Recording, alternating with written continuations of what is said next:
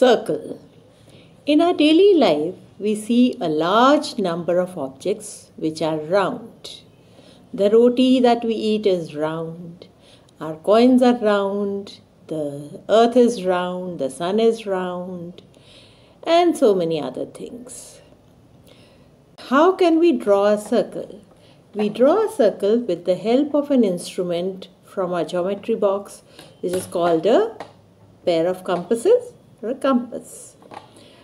I have taken this and a paper and I have marked a point O, which will be the point at which I will place the needle end of the compass. Now all of you know how you can draw a circle with the help of a compass. You place the needle end of the compass on the center O and draw a circle around the point O. While we did this, we have not changed the distance between the pointed end of the compass and the lead. So this distance remains the same while we make circle. So all the points in the circle which we have made, let's say this, all these points will be at equal distance from the center of the circle. Reason I have already given. The needle end of the compass and the pencil lead, the distance between these two remains the same. Now this boundary of the circle, this round line, we call it as the circumference of the circle. O is called the center of the circle. Right? Okay. Now I am showing you another circle. A circle, let's say, with radius OP. Right? Now the distance of the point O from any point on the circumference of the circle is always the same, which I have just now told you. So the distance OP or any other point which we choose, let's say this, the distance from O to this point also will be the same. Now this distance OP we call as the radius of the circle. It is a point joining the center of the circle to any point on the circumference of the circle. Next, what we do is we learn what is a diameter. Now diameter is a line which passes through the center of the circle and touches the circle at 2 points on the circumference, that is A and B. Now AB is the diameter of the circle. AB is called the diameter of the circle. Right? Okay.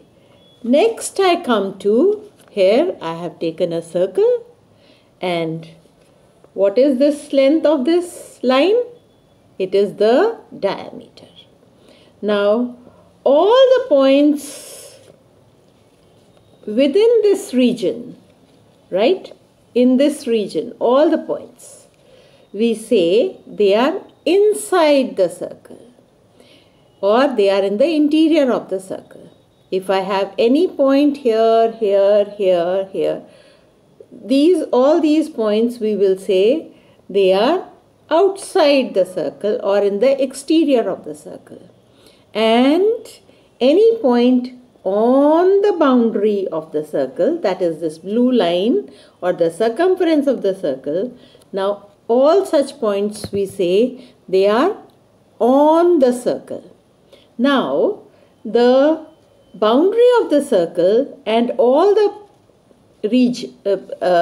points in the interior of the circle, they together form what is called a circular region. Now, this line is the diameter, and I will fold this along the diameter. Now tell me, what do I get? What have I done? When I fold this along the diameter, I have divided the circle into two parts, right? I can cut these, and for viewing, I have pasted them on the paper. Now I have two parts of the circle, and each part is the same, right? Equal in size. So I say that the diameter divides the circle into two equal parts, and we call each of these half part of the circle as a semicircle. We call it as a semicircle, right? Okay. Now the outside. Now the boundary of a semicircle is equal to half the circumference plus diameter. Now just see, the boundary is, this is half part of the circumference and this is the diameter. So the semicircle has a boundary which is half of the circumference of the circle plus diameter. Now let me do one more thing. Here again I am showing you a circle, right? I have written something, just ignore that. Now I fold it along the diameter. Is it all right? I fold it along the diameter. Now I have, now this diameter, the second diameter that I can see, now I'll fold the circle in such a way that this part of the diameter falls on this part of the diameter. I divide along the other diameter. Now what have I got? Now I have 4 folds, right? And now this is a radius. This is a radius, as it is the distance of the center to the circumference. Now this also is a radius. It's the distance of the center of the circle to the circumference. So here I have divided two things. I'll show you here.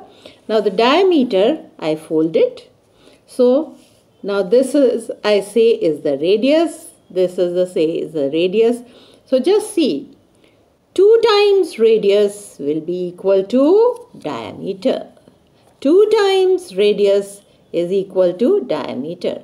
Or I can say that half of the diameter is equal to the radius. Is it all right? Now this circle has been divided into quarter, right? Because I've made 4 folds. So if I cut all these parts, I will get 4 quarters, and these 4 quarters I can show you on a piece of paper. Can you see the 4 quarters of the circle? Each quarter of the circle I call as a quadrant. The boundary of a quadrant will be 1/4 the circumference plus radius, or I can say the boundary of a quadrant will be 1/4 of the circumference plus diameter, because the diameter is equal to 2 times radius, or we can say that half of the diameter is equal to radius. So what we've learned today is that the diameter of a circle is 2 times radius, and the radius of the circle is equal to half of diameter. The circle can be divided along the diameter into 2 parts. These are semicircles, and it can be divided into 4 parts. These are the quadrants of the circle.